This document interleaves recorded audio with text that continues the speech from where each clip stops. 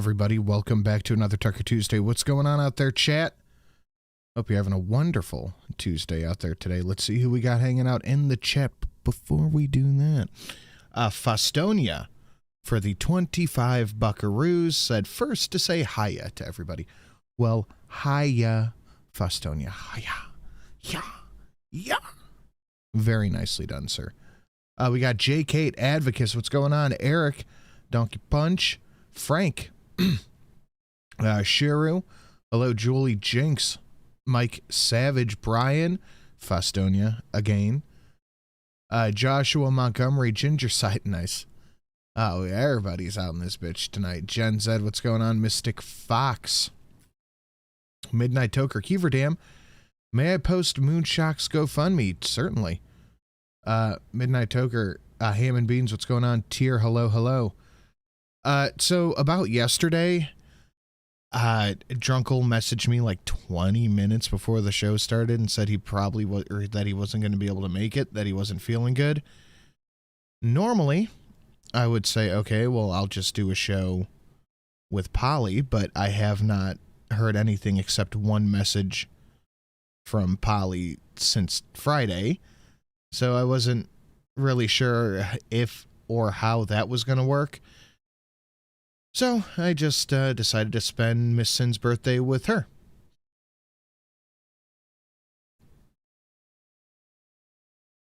That's what we did.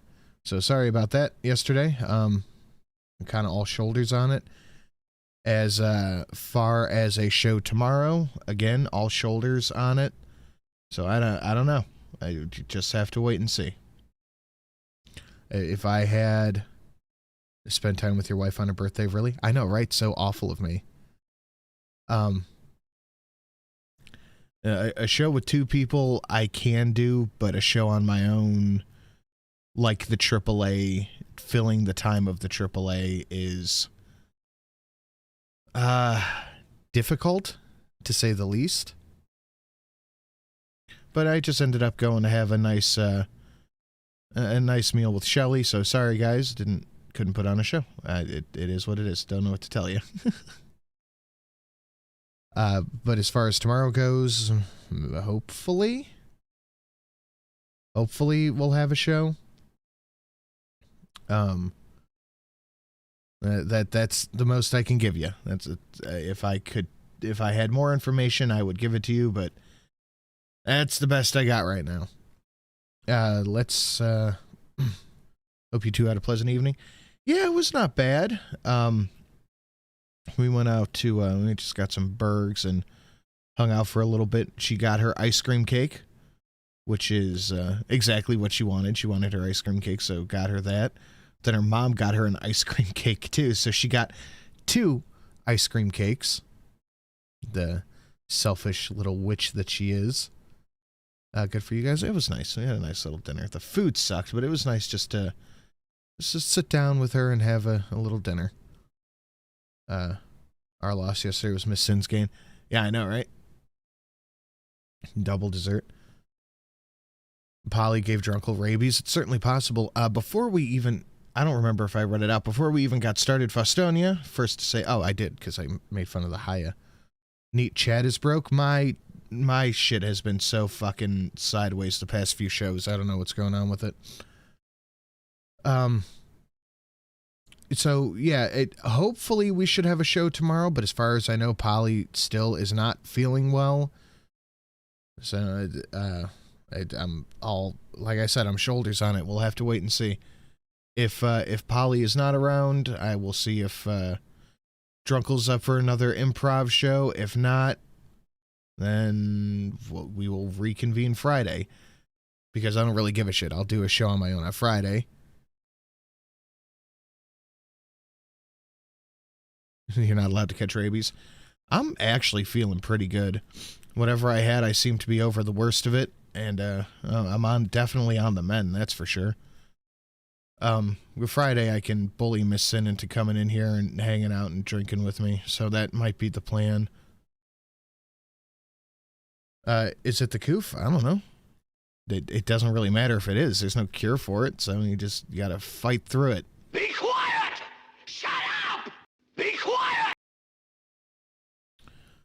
Raven, here's a big guy. Thank you. I'm sorry, Ravon. I'll get it right one time. Eventually, I'll get it right. Ravon. Said a $14 Country Pride burger. Dude, that's how much the burgers were at the restaurant last night. They were $14.99 each. And we each had one beer. And they were $7.50 each. They were tall beers, but $7.50 for a fucking beer.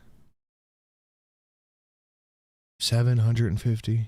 Or I'm sorry, $7.50. And the burger wasn't even that good. It was insane. It was fucking insane. But that's how things are now, and that's super fun and great, and yay, thank you, Joseph Biden.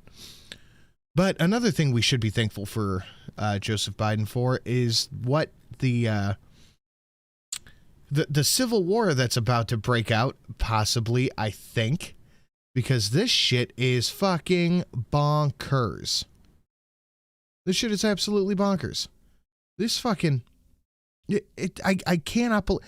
Literally, battle lines are being drawn right now. For $14, I'd expect a burger to be passable. It wasn't bad, but it wasn't great. We're literally having battle lines being drawn, and it is... to me, as an American citizen, I know not everybody out there is, but to me as an American citizen, this is absolutely terrifying. This is absolutely terrifying. Because I love my country. I love my countrymen. The last thing I want to do is go to war with my countrymen. But if half of the country is dead set on destroying the other half for their own personal gain and using it under the guise of wokeness or what have you, I don't see another way out. If anybody else has option, they're trying to legislate it, and it's just not working. And the people who are defending this are even fucking crazier, because they're like, what do red states think they could just defy the Supreme Court? Are you at the border? Are you working the border? No. Texas should be allowed to defend itself.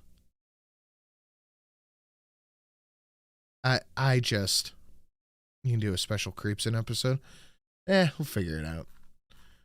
But it's the precedent that this is setting, to me, that is the most scary. Because then the federal government could just come in and go, yeah, you know what? I don't like that Ohio has concealed carry, constitutional concealed carry. I think the Supreme Court should change it, and then the Supreme Court changes it. Then the federal government can go, you know what? Yeah, that's good, actually. So we're going to need to take all the Ohio guns. And Ohio's like, but this is a state law. And they go, no. No, we ruled it federally, so you don't have any states' rights. That's the way, the rate I see this going. That's how I see this playing out. If you think I'm wrong, let me know. I don't think I'm that far off. Their ideology is historically the most murderous of all time. It is actually crazy, but the argument in favor of it is that of, well, you just need to do what the government tells you because Mexican kids are trying to swim across the border and they're dying. Instead of the actual reasonable response of, why are these parents killing their children and then using them as political leverage?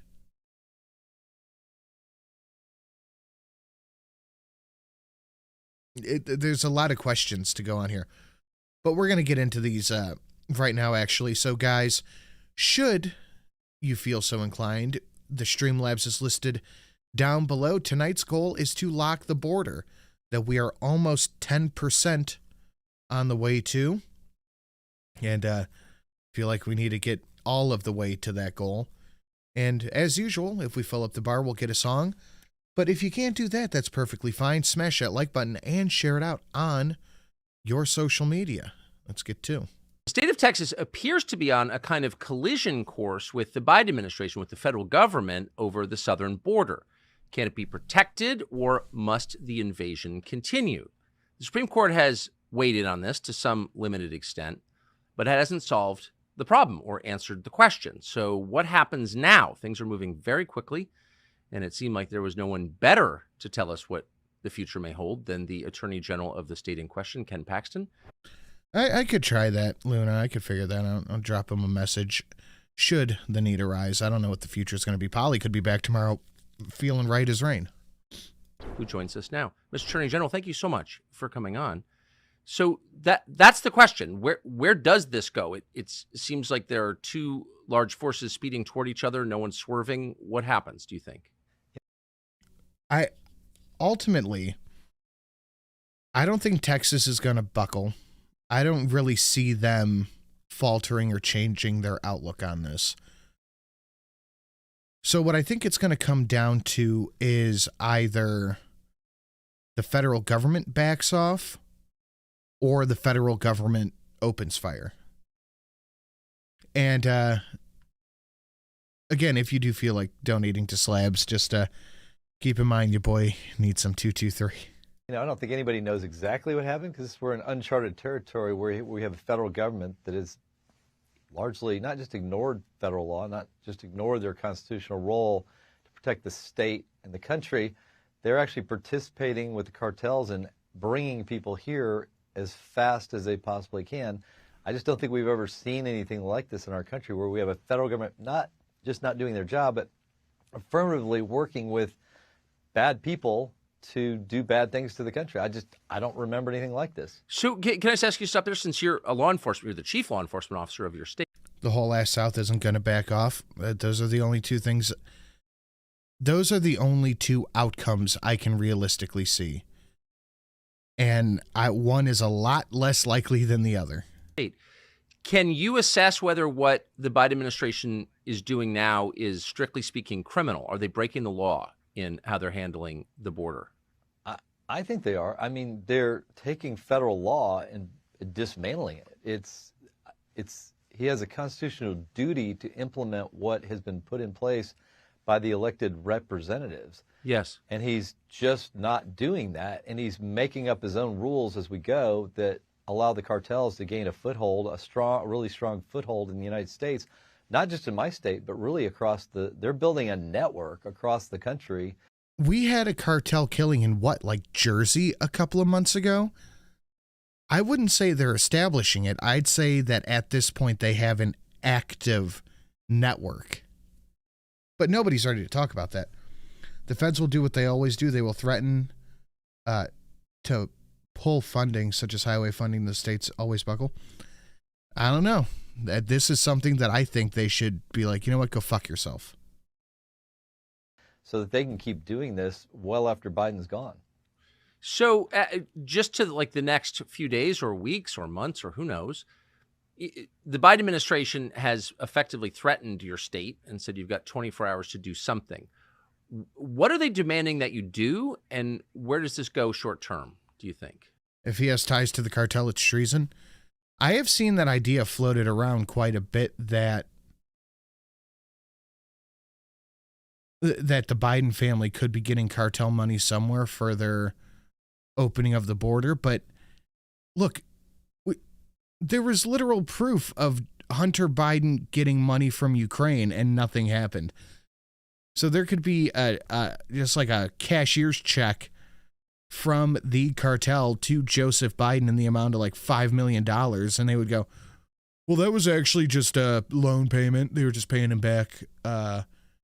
This isn't evidence of any collusion. It's actually totally okay.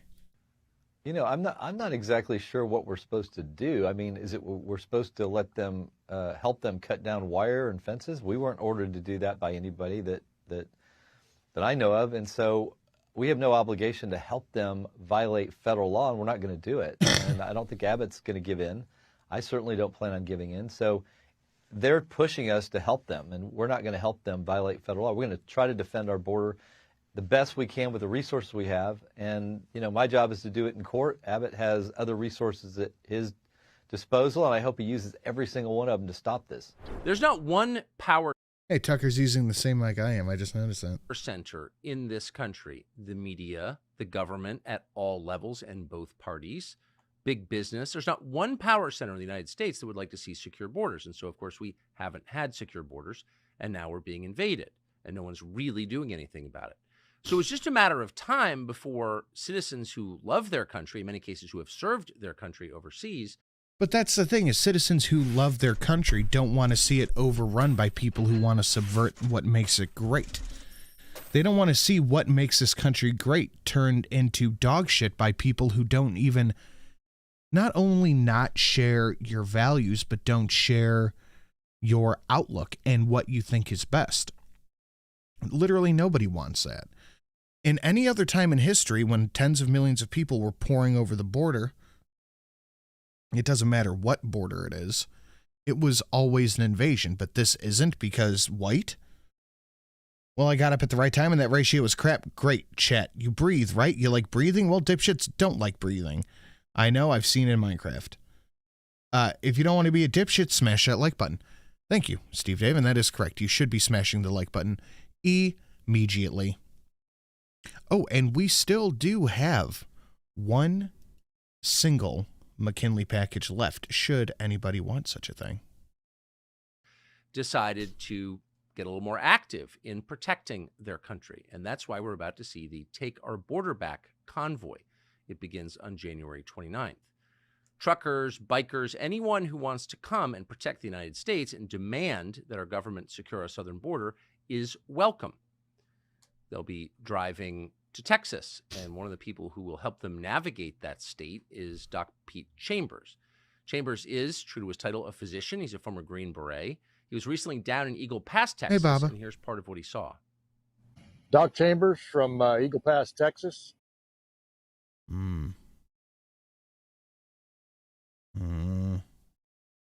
Today's the 18th of December. We're out here at the point of entry. 5,000 are sitting. Definitely getting some gay oppie feels to this. Sitting on the ground right now. It's increasing as we go along. Information that we've received says another 7,000 should be processed through this particular point by morning. Joe and I have been here many times. Last time we were down here, we were in uniform, and now I'm a civilian.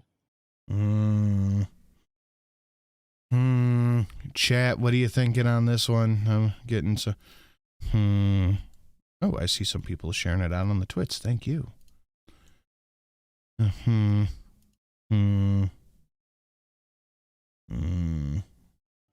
in the army of God. So we'll keep going. That just raised the glowy factor up by like 4%. Telling truths.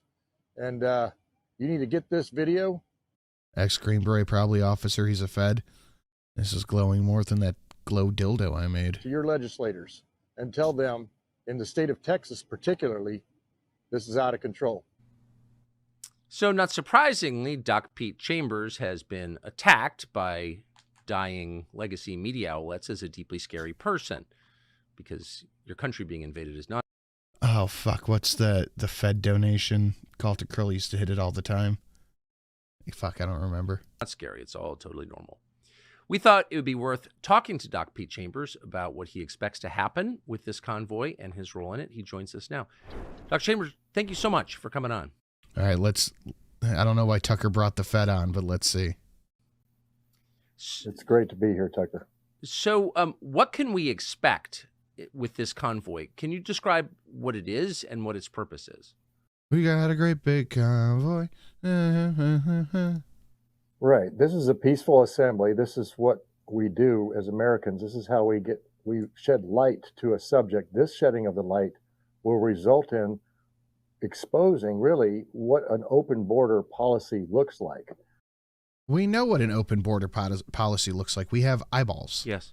We know that we know the problem sets in Texas, but literally I promise you this, that 40 miles north of that border, there will be people that will never have heard of the border problem because they just watch mainstream media.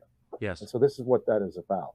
And so can you tell us the route of the convoy and who you expect to join it? Right. So right now they're going to be leaving out of on the 29th. This is very glowy. Southern Border Convoy Peaceful Assembly begins Jan 20. Oh, this was yesterday. Has anybody seen hide nor hair of this? I haven't seen a fucking thing. Virginia Beach, which is where the 1607 He looks like a Fed. He smells like a Fed. Covenant, Talks like a Fed. the landing, which signified the John Smith landing in 1607, where they planted a cross on the beach and said, "Hey, this is a covenant to this nation, to God." And then they're going to leave from there, and they're going to go down through Florida. They're going to cut across Highway. First time hearing of it. Well, it was supposed to be yesterday, so must not have happened. Oh, shit. The light will result in exposing really what an open border policy looks like. Yes. We know we know the problem sets in Texas, but literally, I promise you this: that 40 miles north of that border, there will be people that will never have heard of the border problem because they just watch mainstream media. Yes. And so this is what that is about. And so, can you tell us the route of the convoy and who you expect to join it? Right. So right. Media isn't covering it at all. Either the media is just not covering it, or it just didn't happen.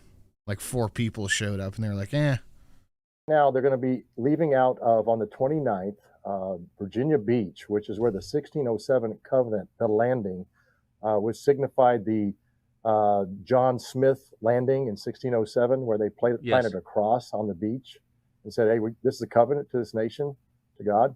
And then they're going to leave from there, and they're going to go down through Florida. They're going to cut across Highway 10 through Louisiana, Baton Rouge, Houston, into Dripping Springs, Texas, where I'll be working out of, and then on to near Eagle Pass. Now, I'm part of the advisory of this, and as I advised, I used to be in that same unit that's down there. That's the unit that has a streamer on it from the Alamo. It's a very historic Texas unit.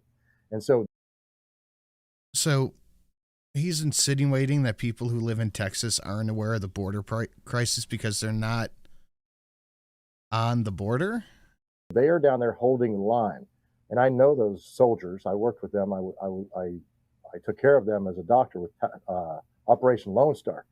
They're busy. So the convoy is going to go just a little bit just a little bit to the north, really, in an area about 30 miles away in Quemado, Texas, to a children's camp. A beautiful lady down there who has taken care of orphans and widows. You can't write this stuff in a book. I couldn't make this up. But she was overrun, first of all, by the COVID mandates that said you got to shut down. You can't keep running this shelter, number one. Number two, she was overrun by the numbers of volumes of illegals that were coming through her neighborhood, trying to get into her food pantry. And then number three, the cartels are a significant presence in that area because that is the end. I assume the cartels are a significant presence in every area by the border because border. Point of where they do the end around. So we are looking at the bright, shiny object that is Eagle Pass. That's a bright, shiny object. Look here. The droids that you're not looking for, if you will, are just to the north, right in that location. And so what this is going to do is it's going to bring light to it because we have to understand that there is a constitution, both state and federal, and that we have to, number one, expose those that argue things in the Hegelian dialectics, if you will, of tort law. Yeah, no, this dude, he's very, very glowy. And look at the Constitution, which is exactly what this is a focus on. The Constitution, we the people. That's why we the people will be riding along, mama bears, cops, veterans, truckers, and shut up, Fed. Next. All I could see about the convoy was 8 hours ago from Business Insider. 3-letter agency glows so bright. It's so bright. It's so bright. But what's not bright is that like ratio. Holy shit, guys. Smash that like button. Share it out on your social media. 130 watching and 14? I'm seeing 14. Refresh. 60 likes. Guys, smash that like button. Share it out. Do the thing. Streamlabs down below. Songs if we fill the bar. Fun donations. Great, good times to be had by all. On Monday, the Supreme Court of the United States ruled that the Biden administration is legally allowed to open the border by force to cut down razor wire. I for one, would love to see the by force. Like, are they really gonna like start getting violent over this? Along the Rio Grande sector of the U.S.-Mexico border in Texas. The usual suspects voted for this: Sonia Sotomayor, Elena Kagan, Ketanji Brown Jackson, but they were joined by so-called conservative justices John Roberts and Amy Coney Barrett. So in response to this ruling, which shocked many, the governor of Texas, Greg Abbott, drafted a letter, not simply to the administration, but to the world. And here's part of what it says. Under President Biden's lawless border policies, more than 6 million illegal immigrants have crossed our southern border in just 3 years. But remember, the total number, I need about Treefiddy. the overall total has not moved from 11 million. This is crazy, Sin. Also, I'm still here. Thank you, Ravon. Thank you for being here. Every female on the court voted to keep the invasion going. Funny how that works, isn't it? It's very interesting. I bet Trump is really loving that Amy Comey, whatever the fuck, pick now, huh? That's food for thought, that's for sure. That is more than the population of 33 different states in this country. This illegal refusal to protect the states has inflicted unprecedented harm on the people all across the United States. Abbott goes on to say the state of Texas has the authority under the Constitution to, quote, protect itself. That authority is the supreme law of the land, and it supersedes any federal statutes to the contrary. And then, following very quickly, 25 other states with Republican governors signed a letter pledging their support to Texas and its constitutional right to defend itself and this country. Those states include Ohio, Florida, Utah, Nevada, and many others. And then the Biden administration responded. The administration threatened these states, and particularly Texas, with a, quote, 24-hour deadline to allow Border Patrol to reopen the border and to... That's fucking nuts. You have 24 hours to do it. Or what? Do it. That's mind-boggling. Like, that's insane to me. Could you think about if Trump did this? Think about if Trump went through and was like, you know what? Actually, yeah, you're gonna have to. Okay. I'm sorry. I was trying to think of something as I was saying it. Trump turns to California and says you have to outlaw street shitting immediately, or else you have 24 hours before we send in the federal government to deal with the street shitters. That people would be losing their fucking minds. We would be inundated with why street shitting is a good thing. take down the barbed wire. Clearly a Or what turned out to be fucking nothing. Doesn't it always turn out to be that, though? collision course. What happens next? We're thankful to be joined now by Governor Greg Abbott of Texas, who joins us by phone from India. Governor Abbott, thank you so much for joining us. If the administration declares that it plans to federalize the National Guard of the state of Texas, your National Guard, what will be your response? Well, first, I'll be shocked. That would be a boneheaded move on his part, a total disaster.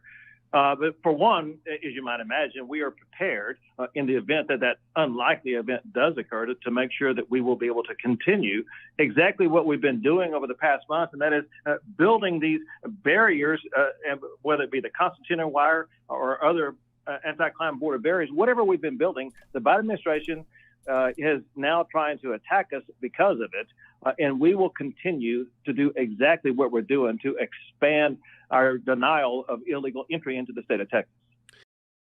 You should just be forcibly denying these fucking people. Not even point of entry, none of that. You should just be absolutely flat out denying this.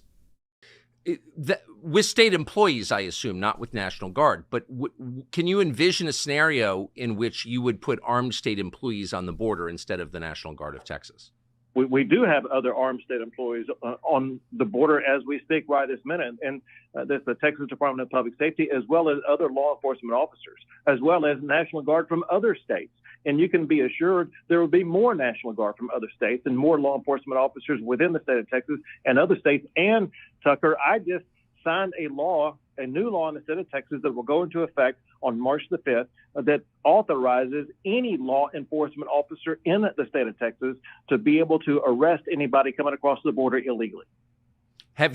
They should be just turned around and dropped off somewhere.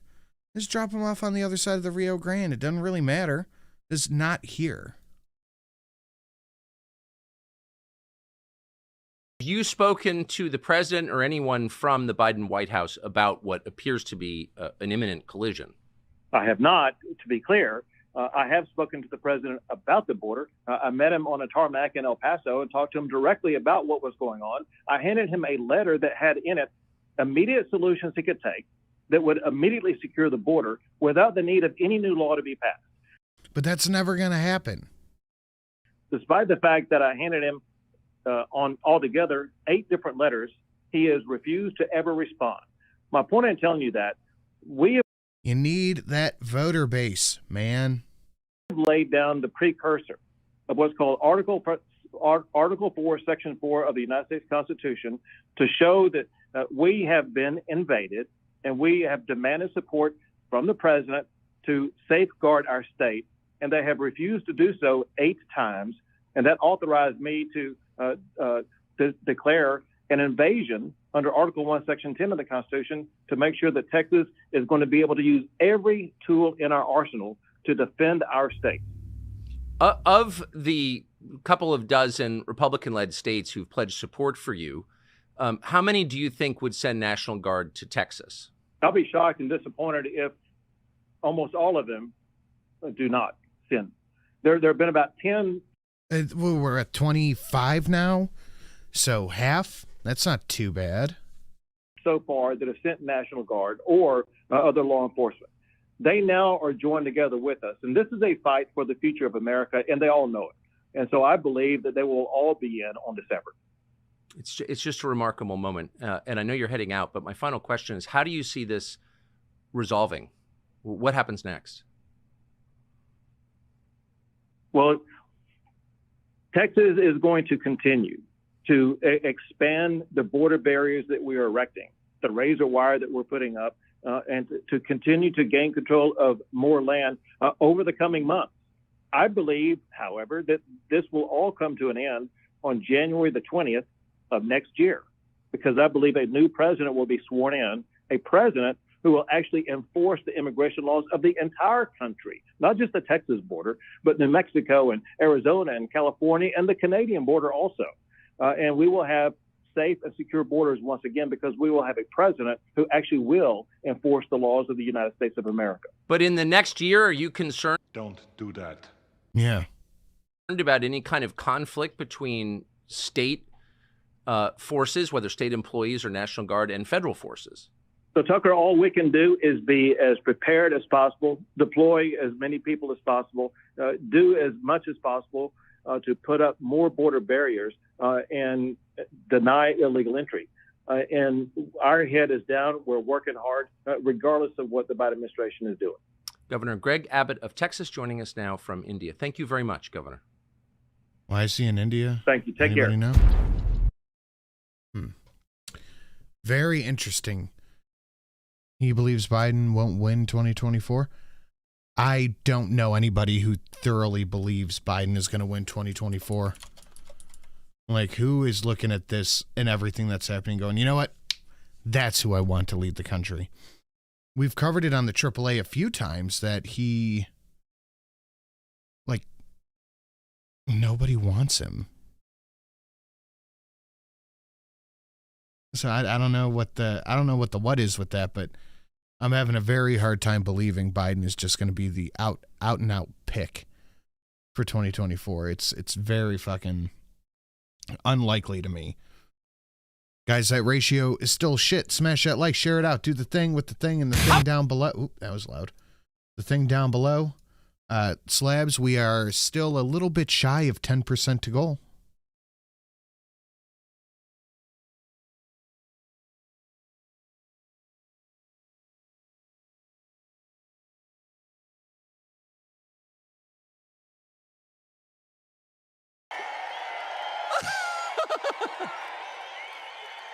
Oh, I love it.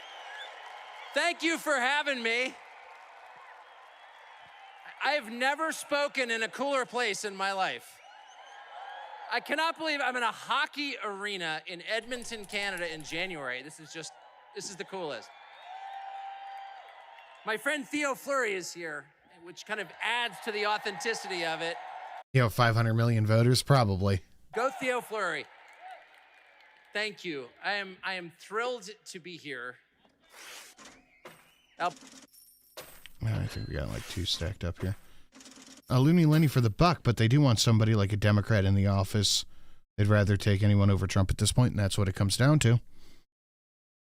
Steve Dave. This especially hurts legal immigrants like me. My mom worked hard when I was a kid so I'd get citizenship through her when I first got here. I didn't know she needed to run a marathon from Venezuela to Houston, but chat does need to smash the like, and that's a fact. Alberta, that's exactly right. Al Freakenberta, as we call it. I was so excited to be here that I actually called the CBC, and I said, I'm in town, which they were aware of, and I'd love to talk to you. I'd love to talk to as many Canadians as possible. And we talked to a very nice guy. I think he's new there. And he's like, sure. And we called back, and we were speaking in Calgary earlier, and they had a CBC guy there. And I said, look, I would love to talk to the CBC. I'll answer any question you like, and I dare you to put it on TV. No. Of course not. They're never going to put this on in Canada. Are you joking? And I wasn't just outraged because there's a state media organization that's totally opposed to free speech, which is a little weird since the media should be the defenders of the things that, make their careers possible. But it also offended me personally because I feel like I have some ownership of the CBC, not because I'm a Canadian taxpayer, but because I am secretly, and I never reveal this, part Canadian. And I am. And I wouldn't say this, honestly, to an audience in Los Angeles or New York or Denver, because I don't want to be singled out, or treated differently. But it's actually true. My dad's family's from Nova Scotia. And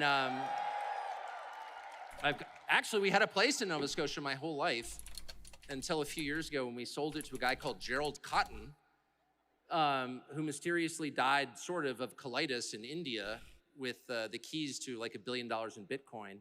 And the New York Times called me and suggested that I was in on his Bitcoin scam, which for the record, I'm not. But anyway, I have ties to this country and I've spent a lot of my life coming here and I just love it. And that's why I'm here. And I mean that. And I like Canada because I understand what Canada is, and it's not, I'm not attacking Toronto, if I'm pronouncing it correctly. We know what Canada is. It's lame. By the way, I mispronounce all Canadian names just to infuriate people and see if I can make them laugh, but they never do. I'm in Alberta, Calgary, Ottawa, in Canada. And no one ever, thank you for laughing. I love that. Everyone accused the Canadians of being humorless. They're just too polite to laugh in public. But thank you. And I called it Ottawa many, many times, and I would get these outraged. You don't even know enough about our country to pronounce the name correctly. And of course, it was intentional until I received a very sincere email from an Ojibwa First Nations leader who said, actually, it's called Ottawa. And they've been mispronouncing it all these years. I'm not making that up. And if you have any Ojibwa friends, ask them. It's Ottawa. So your creepy prime minister can put on the costumes of other cultures, but he doesn't really understand them.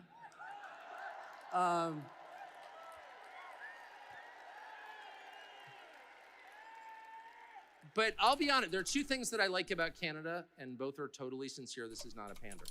One, I like the physical country. I think it's the prettiest country in the world. And I mean that. And I've been all over it. And no one in Canada talks about it, actually. You know, they talk about cool things about Canada, but they never mention the fact that it's prettier than Switzerland. And it's the second biggest country in the world. And there are only 40 million people in it. And I think that's the greatest ratio I can imagine. And I hear your friends in Ottawa saying we got to make this country as packed. Canada isn't lame, it's Canada. It's Canada. That means lame. Canada means lame in Spanish. As Bangladesh, because, you know, a crowded country is a happy country. And I think to myself, you're really sick, actually. I've been in places in Labrador and northern Quebec that I'm not sure another human being has ever been to. You know, your mountain's not far from here. You go there and there's like not another person around, just you and what God made. And it's just the most inspiring, edifying experience. And if I were Prime Minister of Canada, I would take some public lands and I would allocate them to the entire 40 million who live here. And I would say, everybody gets 6 acres. And I command that you spend at least a week there. I mean it. And get out of your little cube with your food delivery and your weed and your...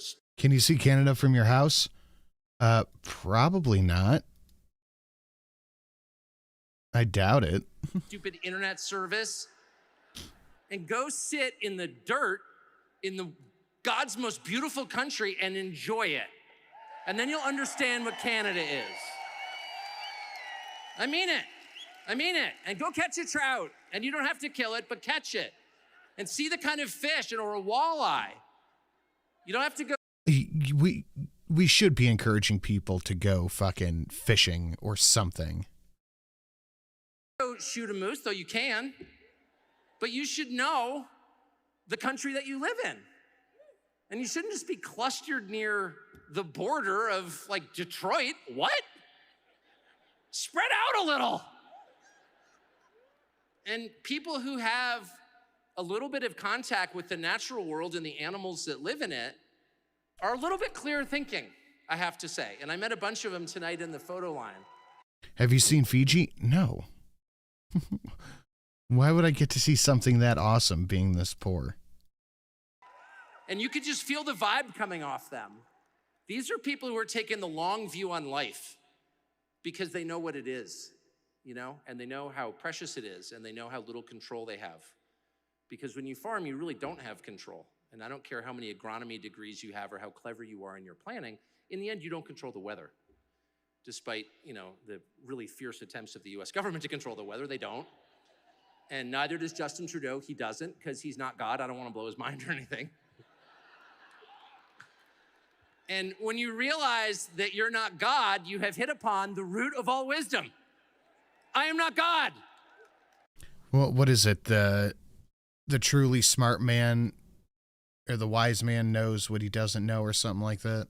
All goodness flows from that realization. If you don't reach that conclusion, then in the end, you find yourself very tempted to commit genocide. Because it's true. About that, but... And everyone who has reached the conclusion, the same conclusion, I am God. So let's just start there. So anyway, I love this country and I admire its natural resources. And I think you could have one of the greatest economies in the world with a population of 40 million and some of the deepest energy reserves in the world and mineral deposits in the world. And I've been to a lot of your extraction sites, I'm just saying. And, you know, extraction's an ugly business by its nature, but Canadians, true to form, have really done their best to make it as tidy and respectful as they can. And I've seen it firsthand. You've never seen more conscientious energy extraction than in Canada. The leftist need to just shit literally and metaphorically on the environment will never not blow my mind. It's like you're not allowed to have anything pretty anymore. Like all the pretty donations that we have that the leftists won't let us hit. They like apologize for taking it out. It's great. So I love that. And the other thing I love about Canada are the people, and I love the thing that other people mock Canadians for, which is their politeness. Their sort of Anglo commitment to never offending you no matter what, no matter how much they hate you.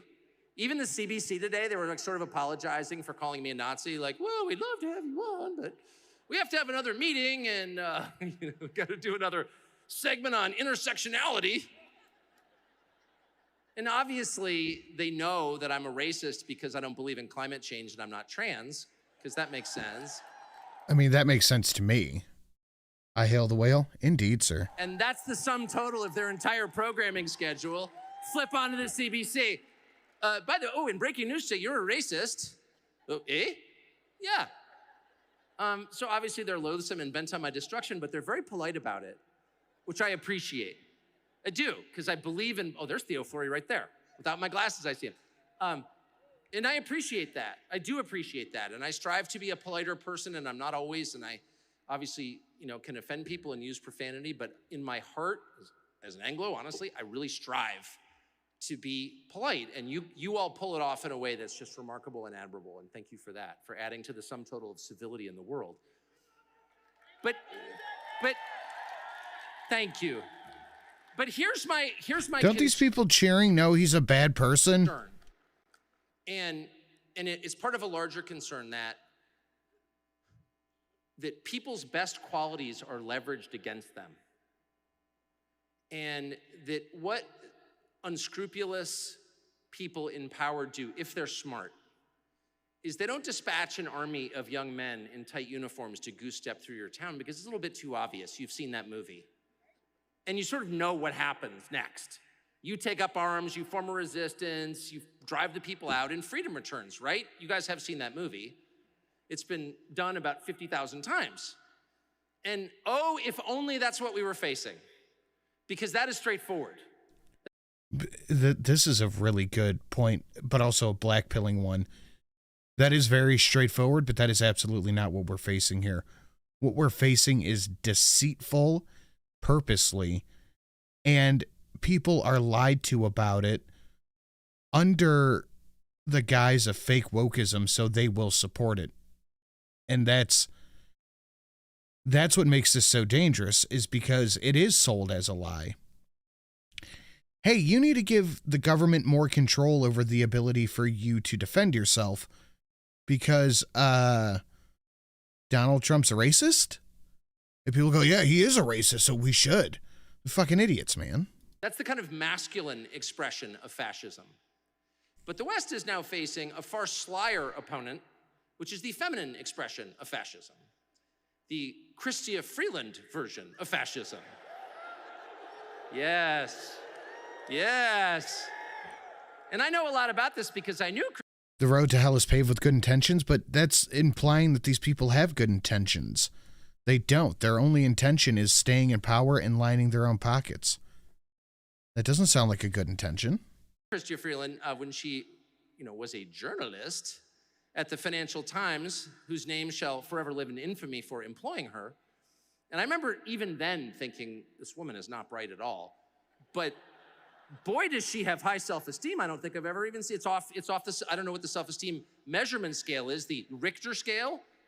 But her self-esteem was literally unassailable. It was bomb-proof. If a nuclear Shut up! Be quiet! You aren't being green unless you take out the entire forest for wind farm solar panels to lower carbon footprints. Trees eat excess carbon, you green dummy. Well, no, we need that space for homeless shelters, drug addict dens, and you're racist. Stop talking. Well, I don't want to be racist, so I'm not going to talk about these true things that I know. nuclear bomb dropped on your town, you could hide beneath Chrystia Freeland's self-esteem and live.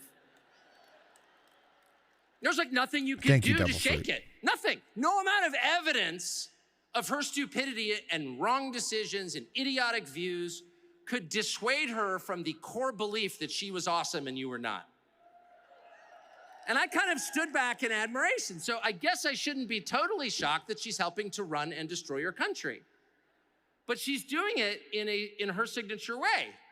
She's How much you know about the opium war, Sanu? Nothing. not getting on the CBC, her media outlet, which like almost all outlets in this wonderful oppressed country is run by the government. It's all state media. It's Albania 1985. And I'm sure we have people whose families were refugees from Albania. Welcome. And you know what I'm talking about. But at least you could say of the Albanian leader in 1985, Enver Hoxha, that when he went full fascist, he just like didn't mince words. Shut up and obey or we'll shoot you. Chrystia Freeland is why. But now it's shut up and obey or else you're going to go to solitary confinement for 6 to 8 years while we try you for an insurrectionist. Wise enough, clever enough, in her serpent-like way, to make it all about your protection and safety. All about your protection and safety. No, we're just trying to help you. That's why you're in shackles. You're being arrested right now for your safety. Oh, it's for the common good. Don't worry, you'll understand. I always want to say, Mrs. Freeland, can I go to the bathroom? No, you can't. And you can just imagine her taking great glee as your 4th grade self wet his pants in class as Mrs. Freeland refuses to let you go to the bathroom. So that's kind of more diabolical than what we've seen in previous generations, and it's much more effective in a committedly polite country like Canada because you don't know that it's happening. And because a demagogue like that, or your completely bizarre, cross-dressing prime minister, it's true, Prime Minister Blackface. Yeah. Okay, I'll have to look it up, man. I didn't wear blackface, he did. He 3 times, thank you. 3 times, and I want to thank you for your commitment to the facts. The Prime Minister. Ooh, shit, we're in Awoo almost. We're basically in Awoo from 10% to goal. Nicely done, guys. Thank you. Right, the Prime Minister. Their attack on your rights, which is an attack on you and your children, is cloaked in the language of therapy, self-help, and compassion. You're doing this for the common good. Don't you care about the elderly? And of course, being a decent person, you care very deeply about the elderly and the weakest in your society, of course. So what you don't realize...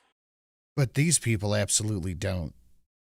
And I don't know if it's just a new generation thing or what, but these people don't give a flying shit about the elderly right now. It's actually crazy. Like, I don't even know how to describe it, actually. As you shuffle off to abandon another God-given right to a totalitarian government, is that this is not being done on behalf of a marginalized group or the weakest among us or the elderly. They hijack the language of the gospel to crush the gospel. That's exactly what they're doing. And it's hard to sort of see this when you're right in the middle of it. If you've ever had a friend who is married to an alcoholic and gets divorced, and everyone comes up and is like, wow, your spouse was a raging drunk. And oftentimes, the spouse is like, didn't really know. If you live with someone whose behavior is completely off the chain, sometimes you're not aware of it because you're too close to it. So let me just tell you from my perspective as a foreigner, a semi-foreigner, with some Canadian blood in my veins, what I'm saying. They hate religion, but that's the funniest bit about it, though, is the religion they hate is what they are using. They have a secular religion. That's how they have such morality control over everything. Seeing. And here are the markers for the malice that undergirds these expressions of false compassion. We're just trying to help. Really? They're trying to help? How does it help you or your family when the government of British Columbia gives fentanyl to your children without your knowledge? That is literally happening right now. And it's been stopped. We are very selfish. I'll admit this generation is selfish. First year Gen Z. I don't know what Gen Z, I don't know what that is. I'm a millennial. But yeah, no, most people don't give a shit about the elderly. They don't care one way or another. They're only in for what they want right now, and that's as far as it goes. The premier here, who's not giving fentanyl to children, amen, bravo. Hard to believe you even have to say that. But it is happening right down the road, right over the mountains in British Columbia. What is that? It's not an expression of compassion. Fentanyl is the #1 killer of people under 40 in the United States. #1. There's no safe dosage of fentanyl. It's a poison. Manufactured in Mexico with Chinese precursors designed to kill people, and it does. Fentanyl is not designed to kill. It's designed to incapacitate. But the way they manufacture it is killing people. So to hand that to children without their parents' knowledge is what? An attempt to kill your children. What else could it be? That's not compassion. There's no other way to read that. And I just fear if you're in the middle of a society that says that's okay, or it's on the spectrum of okay, it's something that we should consider, you may lose sight of the fact that that's not only completely unacceptable, it's a declaration of war against you and your children. People who are trying to kill your children are not your friend. They're your sworn... Unless they politically agree with you, then they are absolutely your friend. Or at least that's what they're going to say as your child dies of an overdose. Blood enemy. Is there another way to interpret that? Am I being crazy? I don't think that I am. And in less developed countries, this would be very obvious. Go try that in Burkina Faso. I'm serious. Show up in Ouagadougou next week with a briefcase full of fentanyl and say, I'm going to pass this out to the neighborhood kids, but I'm not going to tell the parents. Those would be your last words. You would be ripped apart. You're coming. As you should be. That is absolutely what should happen to you if you try to poison or hurt other people's kids. To kill my children? No. They don't even have electricity in parts of Burkina Faso, but they have a gut-level sense that your primary duty on this earth is to protect your children. If you can't protect your children, and not even spiritually or intellectually, just physically, then who are you? You're a husk. You're a shameful husk. That's what you are. There's no greater dereliction. There's no worse abandonment than leaving your children to be harmed in the hands of others. So, obviously, try that in Eastern Europe. Even Eastern Europe, which does have electricity. And by the way, no homelessness or graffiti or public drug use. How are they pulling that off? Amazing. I guess Bucharest, Romania is a lot more advanced. There's that 10%. Nice. Faustonia for the 777. Woo, train all aboard and 10%. Thank you, Faustonia. Let's get the ticker going. Guys, we are on the Awoo train. There goes train car number 1. Thank you very much, Faustonia. And we have the we have all the Awoos. We have the 777, the 778, and the 7777. I was thinking of doing a gigantic Awoo at 777.77, but I don't think it would get hit very often. It's not like a cut dry McKinley or stack, but I could make an Awoo tier. Maybe we get an Awoo package ready to go. We got a McKinley package and a stacker package. Why not an Awoo pack? Ooh, boy, I think this might be a thing. Advanced in New York City now because they won't put up with it. 2. And they won't put up with the tax on their own children because they haven't been socialized to the point where they've lost their souls. That's the truth. Is that the snarky Awoo aboard? Okay, fine. A wall aboard. Okay, thank you, Zed. That is 2 on the Awoo. 2 Awoo. Call it the Chief Awoo. That's not bad. The MAID program, which nobody wants to talk about because nobody, and again, this is not an attack, it's a compliment. People here, I'm from a very similar culture, don't want to talk about things that make other people uncomfortable. So it really is a Christmas dinner among the Episcopalians where there's a lot of sort of semi-drunk, sullen silentness. You know what I mean? As people kind of secretly resent each other, but no one can say anything about it. And apparently, at some point, someone get drunk enough just to say, I hate you. Everyone puts their heads down again. The government of Canada is killing Canadians, and not just a few, and not just the terminally ill. Over 50,000 so far. 50,000. Any organization that kills 50,000 people is a genocidal organization. Period. That makes sense. Hunter Biden hosting the shit out of it. Yep. And I don't care how you dress it up. That's just a fact. That's like a bottom line on a chart. How many people have you killed? Oh, 50,000. Oh, you're not in the good guy category. Sorry, we can't. We're gonna bring you up at The Hague, actually, where you should be. And now, under consideration, apparently next month, is a plan to expand the MAID program, the systematic killing of Canadians, not all of whom are terminally ill, many of whom are just sad, because Canadian society has made them sad. Canada is sad. We're just ignoring that part of it, though. They're going to expand that to children. And that's the point at which you have to say, I'm sorry. We're not going to be polite anymore. You literally can't do that. And I don't care if someone, you don't need to be, by the way, a religious freak to think it's wrong for a government to kill people at scale. And I don't care, choice, they'll dress it up. No, it's totally evil, is the truth. And it's deeply revealing of who they are and what they want. It's deeply revealing. Remember mass shootings? Yeah. Standard of living in Canada, which secretly no American would ever tell you this, because no American ever wants to, well, think about Canada or admit that there are things about Canada that are cooler than the United States, including your Rockies, by the way, which are better. Sorry. But one of the things Canada always had was this incredibly robust middle class. It didn't have these super jagged wealth distributions that the United States had. It was much more like Scandinavia than Dallas. Well, I think a lot of that has to do with maybe a more even system of pay. Do we have anybody in Canada in the chat? Does Canada have a tipping culture? Do you guys tip servers and shit minimum wage?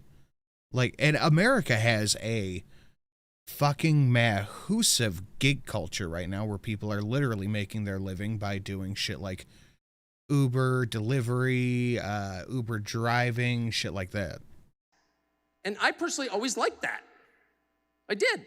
I mean, the downside was some of your, most energetic people left because they wanted to become billionaires, but a lot of really smart people stayed because they liked being around people like them and their neighbors. We have tipping culture, minimum wage. Do your servers make like $2 an hour? And whatever. That is dying before your eyes. The Canadian standard of living is in free fall. At exactly the moment when Canada is importing more people per capita than any nation in the world. It's the highest immigration rate in the world. So this is something that no Canadian will talk about. And you have to ask why. Well, there are two reasons. The first reason is we're not allowed to, that's an allowable one, Luna. Aforementioned, they don't want to offend anybody, and it's touchy, and no one wants to be called a racist. It has nothing to do with race. It has everything to do with population numbers and the strain on available resources, public and private. Housing prices, for example, your healthcare system, of which you were once so proud. It's so overburdened that it's easier to get into the MAID program than it is to schedule a surgery. It's easier to be killed by the government than healed by the government. I'd do it myself at half the price. Just need a few more Awoos. That's true. Look it up. So it's at exactly that point that they're like, oh, our country is underpopulated. In what sense? Who decided Canada was underpopulated? The second biggest country in the world with 40 million people in it? That sounds like paradise to me. Are you joking? And they're nice people. What is going on? Well, who decided? The second reason no one wants to talk about it in Canada is because immigration has been a good thing for Canada. Who decided it's underpopulated? Oh, Jesus. Shit. You and your children. People who are trying to kill in the middle of it. If you've ever had a friend who is married to help and compassion, previous generations, and it's much more effective in a committedly polite country like Canada because you don't know that it's happening. And because we're refugees from Albania, welcome, and you know what I'm talking about. And I kind of stood back in admiration. So I guess I shouldn't be totally liar, opponent. And where the hell are we? In breaking news today, you're a racist. Yeah, we got that. For adding to the sum total of civility in the world. What unscrupulous people in power do, if they're smart, And I know a lot about this because I knew Chrystia Freeland when she Oh, yeah, was we a were way past help and this. compassion. Okay, we'll just start here. You're doing this for the common good. Don't you care about the elderly? And of no, course, we were way being a past decent this. person, you're serious. Show up in Ouagadougou next week with aliens. What? Far And I don't past care this. if someone, you don't need to be, by the way, a religious freak to think it's wrong for a government to kill people at scale. Okay, we'll just start here. We lost our place. I'm sorry. Fucking tech issues. I don't care. Choice. They'll dress it up. No, it's totally evil, is the truth. And it's deeply revealing of who they are and what they want. It's deeply revealing. The standard of living in Canada, which secretly no American would ever tell you this because no American ever wants to, think about Canada or admit that there are things about Canada that are cooler than the United States. Oh, we were just including past Rockies. this. Okay. Healthcare system, of which you were once so proud. All right, it's fine. so overburdened that it's easier to get into the MAID program than it is to schedule a surgery. It's easier to be killed by the government than healed by the government. That's true. Look it up. So it's at exactly that point that they're like, oh, our country is underpopulated. In what sense? Who decided Canada was underpopulated? The second biggest country in the world with 40 million people in it? That sounds like paradise to me. Are you joking? And they're nice people. What is going on? The second reason no one wants to talk about it in Canada is because immigration has been a good thing for Canada over the years. Some of the coolest people in the world have moved to Canada and the United States, by the way. Immigration is not bad. Many people here are the product of fairly recent immigration. It's good. Mostly. Immigration is good when used correctly, when you're using another country's resources that they have to spare, like if we're bringing doctors or something over. If we're just bringing over, I don't know, tens of millions of fighting-age men from a hostile country that openly dislikes us, it's not so good. But like anything in the temporal world, it's not all good. It can be good. It can also be really bad. It can enhance your country. It can destroy your country. Choose. So if you have an immigration policy that makes your country stronger, your economy stronger, your country more cohesive, amen. And you have had that for generations. And everybody in Canada is happy about that. That's not what you have now. You have the wholesale importation of millions of people into your country for no obvious benefit at exactly the time when your housing prices are so out of control. Like, can your kids afford a house? This is true in my country too. And so the question you have to ask is, why is the government doing this? Is there an economic case to be made? Maybe there is. I've never heard it. Maybe there's some central planner who's decided this is going to make us all much happier and much more prosperous. They don't even attempt to convince you of that. They just shout slogans in your face, and if you ask a question, they call you a racist. Because you're not allowed to question. You're not allowed to question anything. And if you say, but I'm actually not a racist, and I'm not speaking for myself, I just want to know the answer. Why are you doing this? Without the consent of the governed, it's a decision you made unilaterally, and they won't answer your question. Diversity is our strength. Okay, that may be true. It may not be true. I don't know. It's a metaphysical question, actually. But in practical terms, why do we have the highest immigration rate in the world? Shut up! And of course, Well, that's how they explain it. That is what an explanation is nowadays. It's shut up. It's you're a racist, stop talking. the answer is political power. Political power. This is a democracy. Your citizenship entitles you to choose your leaders. Your vote is valuable because there's a finite supply of those votes. It's very much unlike the Canadian dollar, right? Or the US dollar, which in a pinch they can just print more of, and then the Canadian dollars you have in your pocket are worth less. Do you know anything about this? Have you heard this principle before? It's called supply and demand, and if you misuse it, if you ignore the most basic law of economics, you wind up with, repeat after me, inflation, with which you are familiar. Just inflation. The same principle Oh, fuck, I think we got holds for citizenship in a democracy. And if you don't like the way that the public votes, import new voters.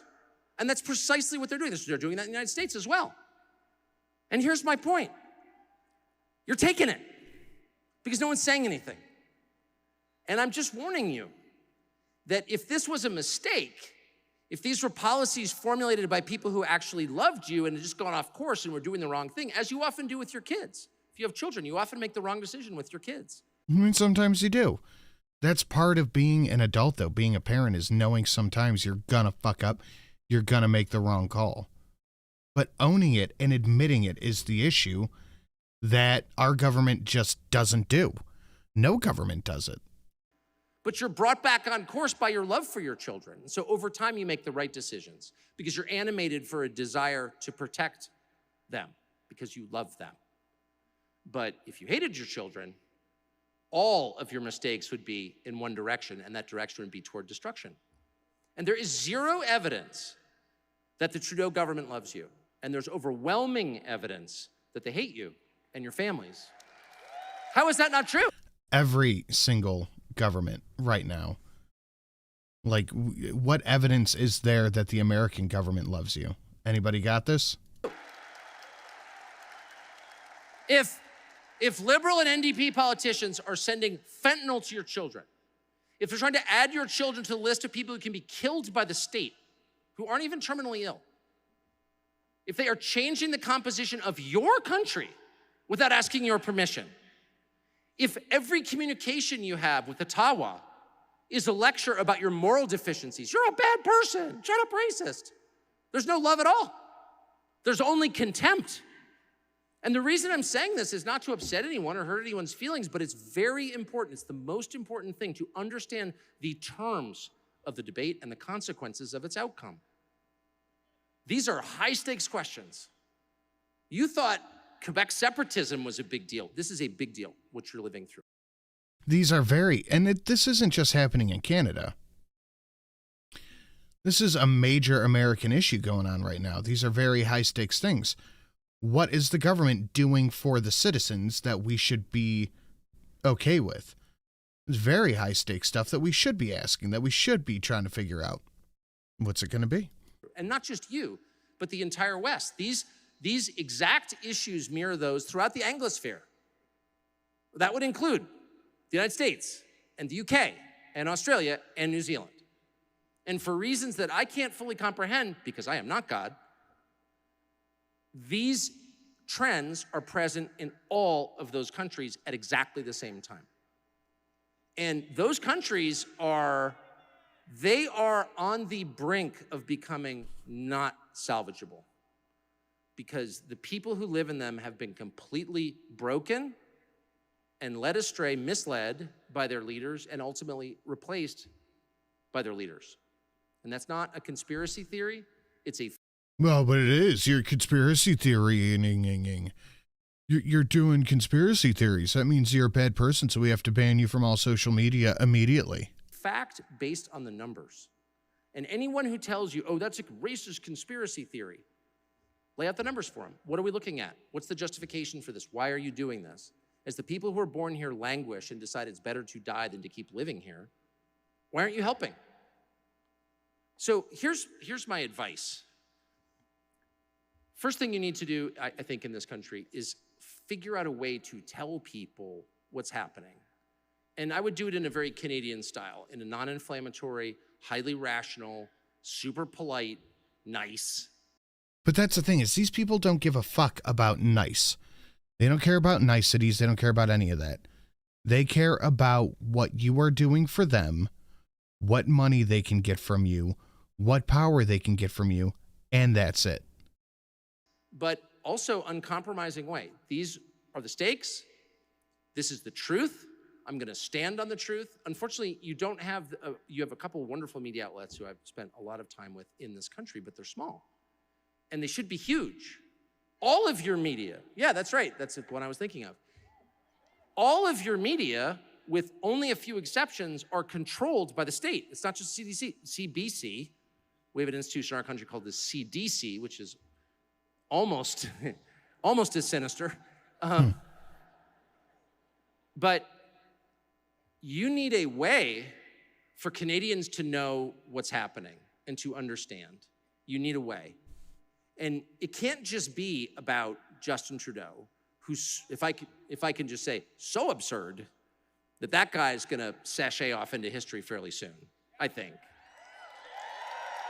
Because I don't think he is. I don't think Trudeau is going anywhere, honestly. He is just having way too much going in his favor right now. I mean, honestly, someone told me last night, I was talking to someone, to one of your countrymen at dinner last night, and Justin Trudeau, who I've never met, though I know his cousin Gavin Newsom, but he's so ridiculous. He's so transparently phony. I mean, I'm mesmerized watching him. And so my very obvious, as a foreigner, question at dinner was, does anyone believe him? And everyone at the table said, oh yeah, young people do. And I hope that's not true. No, it's not true. But the point is, there can't be more than 20% of Canadians who think he's not repulsive because he's just so obviously repulsive. But would you leave your kids with him? I wouldn't leave my kids with any politician right now. Would you be like, oh, we're going, we need to go to Canadian Tire for an hour. Justin, can you watch my kids? I don't think you're gonna do that. But you hand him your country, it's totally cool. Don't worry, he's a good steward. But he will collapse under the weight of his own ludicrousness and go back to Cuba or do whatever he does. I think he's gonna, like Atreyu said in the chat, he's gonna do whatever he can to hang on to power as long as physically possible. But what? I don't know if that's true or not, but it's just too great to check. Though if I ever meet him, I'm gonna demand a 23andMe, like right away. But he will disappear from the world stage, and I don't think history's gonna treat him well. And he'll probably be like a university professor or work for Bill Gates or something equally ignominious. But we'll probably get a paying spot on CNN. But the problem won't end there, because he is part of a structure that is itself rotten, and in fact that it, has elevated him to the top. And that's really the problem. And the only solution is for not radical people, but just clear thinking people to say absolutely not, and here's why. And to stand firm in the face of their kryptonite. And their kryptonite is the word racist. And as someone who's been called racist like 50,000 times, I have kind of a PhD in this. And here's what I've learned. I'll never forget the first time that somebody on some other channel, CNN or one of the totally discredited propaganda outlets in my country, was like, he's a racist. And wow, it really hurt my feelings. And I thought, I can't believe they call me a racist. That's like horrifying. And my second thought was, am I a racist? Because when you're accused of something, it's just reflexive. Your first thought is to sort of take stock and ask yourself, did I do the crime? And I thought to myself, no, I'm actually not. And then I decided, well, then why would I be, if they said, Tucker Carlson gained 30 pounds this summer from eating pizza, I'd be totally ashamed, because of course that's true. But every summer, by the way, my whole life. But I'll admit it. But I'm not a racist. So I just decided, you know what? You're supposedly not. The only people who can really be upset about being called racist are the racists. And the rest of us can sort of stand strong and smile and say, I'm not a racist, I'm sorry. I just don't like you, actually.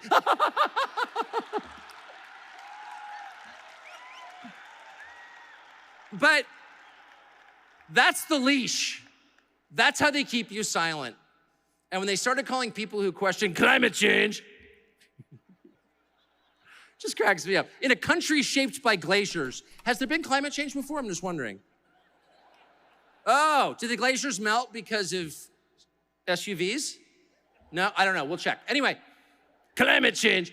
But when they started saying that people who doubted climate change, it's hilarious, were racist, I was like, okay. Right. Well, they're racist because climate change affects brown people more for some reason. So my two pieces of advice, and I'll stop with this and we'll get to our panel with smarter people than I, is one, be strong inside, know who you are. If you're not a racist, it shouldn't hurt to be called one. It really shouldn't.